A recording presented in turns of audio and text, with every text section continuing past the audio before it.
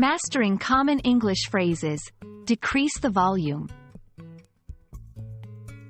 Hello, everyone. Welcome back to our channel, where we dive into the fascinating world of English language learning. Today, we're going to unravel the meaning and usage of a very common phrase, decrease the volume. Whether you're watching TV, listening to music, or in the middle of a conversation, understanding this phrase can be incredibly useful. So, let's get started and turn the volume up on our learning. The phrase, decrease the volume, is made up of two key components: decrease and volume. To decrease, something means to make it less in quantity, size, or intensity. On the other hand, volume, in this context, refers to the level of sound produced by a device or a source of noise. So, when put together, to decrease the volume means to lower the sound level of something, making it quieter. Decrease the volume can be used in various situations. Here are some common scenarios.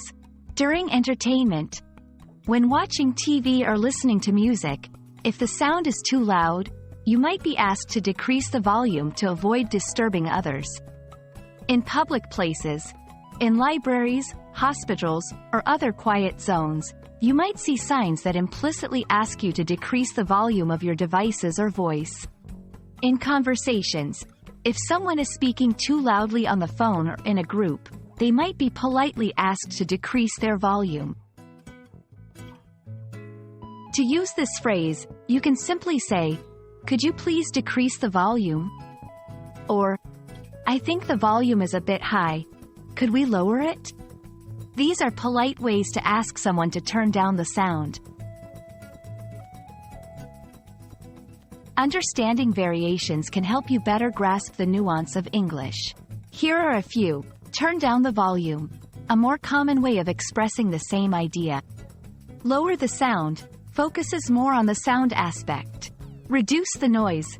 This can be used when referring to general noise, not just electronic devices. Each of these phrases can be used interchangeably depending on the context and your personal preference. There you have it, a closer look at the phrase, decrease the volume, and its various applications and alternatives.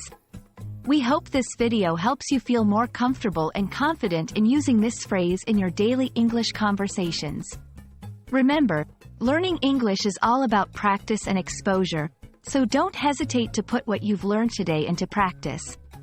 Thank you for watching, and we look forward to seeing you in our next video. Happy learning!